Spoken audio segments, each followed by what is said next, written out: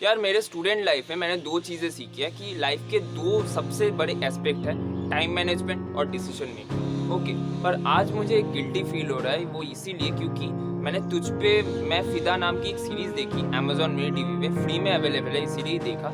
पर ये सीरीज़ देखने के बाद मुझे अपने टाइम मैनेजमेंट पे और डिसीजन मेकिंग कैपेबिलिटी में शक होने लग गया है। वो इसीलिए क्योंकि ये सीरीज़ टोटल 15 एपिसोड की एक सीरीज़ है। ओके, तो मैंने फिर भी इस सीरीज़ को देखने का सोचा क्योंकि इसमें क्रस्ट सीरीज़ के जो संविधान थे, रुद्रकाश जायसवाल असली नाम है उनका, वो इस सीरीज़ में प्रेजेंट है। और इसका ट्रेलर भी मुझे ठीक ठाक ही लगा था। मतलब मैंने पहले ही बहुत सारे वीडियोस में बोला है कि मुझे लव स्टोरीज देखना काफ़ी पसंद है, तो इसीलिए मैं टूट पड़ा ये सीरीज़ देखने के लिए। पर that is the worst decision I have ever taken in my life. मतलब ये सीरीज़ बहुत ही ज़्यादा डल है, बकवास है, बेकार है। मतलब जितने भी और एडजेक्टिव है, जितने भी और वर्ड्स हैं, वो आप चाहे तो इस सीरीज़ के साथ ऐड कर सकते हैं। ठीक है, सीरीज़ के गिने चुने पॉजिटिव पॉइंट्स हैं, तो दिल पे पत्थर रख के अगर मैं वो पॉजिटिव पॉइंट्स बोलना चाहूँ तो मैं इतना ही बोलूँगा कि सबसे पहला जो पॉजिटिव पॉइंट है वो है रुद्रकाश जायसवाल का परफॉर्मेंस। रुद्रकाश जायसवाल एक ऐसे एक्टर है जिनका परफॉर्मेंस ये सीरीज़ खत्म होने के बाद भी आपको थोड़ा सा याद रहेगा।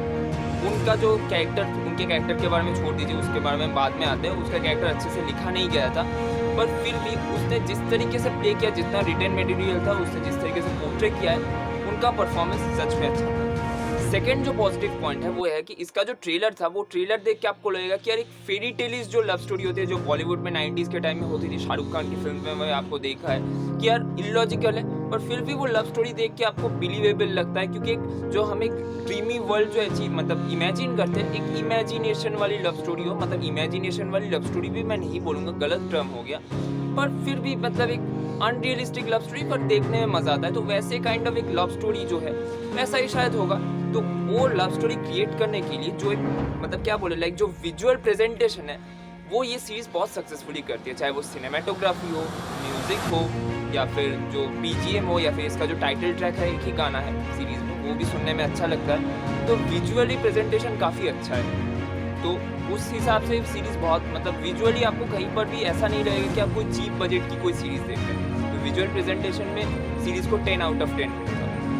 और थर्ड पॉजिटिव पॉइंट की बात करूँ तो इसको पॉजिटिव पॉइंट कंसिडर करना भी नहीं बनता है, पर फिर भी ज़बरदस्ती बोल रहा हूँ। वो ये है कि पहले जो 2-3 एपिसोड्स हैं, वो एपिसोड थोड़ा बहुत इंटरेस्टिंग है। मतलब देखने में आपको मज़ा आता है, आपको एक मतलब एक इंगेजिंग फैक्टर आपके अंदर काम करता है कि यार आगे क्या होगा, आगे क्या होगा। ओके, अब आ जाते हैं मेरे फेवरेट पॉइंट पे, नेगेटिव पॉइंट पर। तो सबसे पहला नेगेटिव पॉइंट है राइटिंग। तो देखिए यहाँ पे सीरीज की कहानी अगर मैं शॉर्ट में बताऊँ तो यहाँ पे जो रुद्रकाश जायसवाल का कैरेक्टर है मार्कस, वो आयरा से मतलब जो हीरोइन है सीरीज में, उससे मिलने के लिए कोल टाउन में आ जाता है। ठीक है, तो उसके बाद कोल टाउन के भी कुछ अलग अलग मिस्ट्रीज है।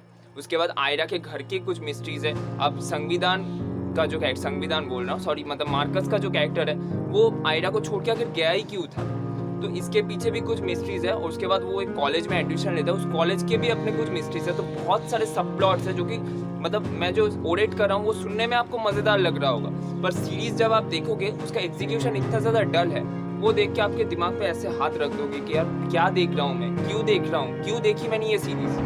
और ऊपर से लेंथ 15 एपिसोड्स, हर एक एपिसोड का लेंथ है आई थिंक 30 से 40 मिनट। यार कुछ तो शर्म करो यार, मतलब इतनी बड़ी कोई कुछ है ही नहीं रिटर्न मटेरियल में, आप इतनी बड़ी सीरीज बना रहे हो। और ऊपर से एक फिल्म मेकिंग में मैं ये बिलीव करता हूँ कि एक फिल्म का सबसे बड़ा बैकबोन होता है स्टोरी, और एक सीरीज का सबसे बड़ा बैकबोन होता है कैरेक्टर्स।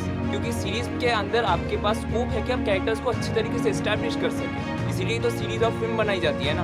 पर सीरीज में यहाँ पे जिस तरीके से कैरेक्टर्स को लिखा गया है, कोई भी कैरेक्टर आपको याद ही नहीं रहता। अब रुद्रकाश जायसवाल की बात तो मैंने कर दी, बाकी जो हीरोइन का जो कैरेक्टर है वो तो इतने डल में लिखा गया, पूरा वन डायमेंशनल कैरेक्टर है। और जिसने भी वो कैरेक्टर प्ले किया उसका परफॉर्मेंस भी बहुत बेकार था। बाकी सपोर्टिंग कैरेक्टर्स में से कोई कैरेक्टर आपको याद नहीं रहता। बस एक कैरेक्टर मैं बोलना चाहूँगा, वीर नाम का एक कैरेक्टर है, वो कैरेक्टर मुझे थोड़ा सा ठीक लगा। बाकी तो सारे के सारे कैरेक्टर्स भुला देने लायक थे।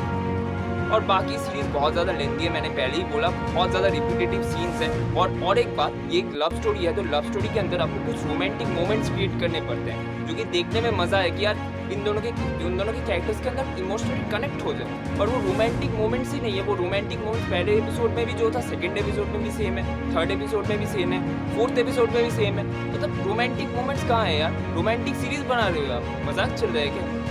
तो हर तरीके से ये सीरीज़ हमें डिसअपॉइंट करती है। तो मैं तो रिकमेंड नहीं करूँगा क्योंकि मेरे पूरे के पूरे 4.5 से 5 घंटे वेस्ट हो गए ये सीरीज़ देख के। तो अगर आपको देखने का मन है तो आप चाहे तो देख सकते हैं एक बार विदाउट एनी एक्सपेक्टेशन, पर मैं तो रिकमेंड नहीं करूँगा।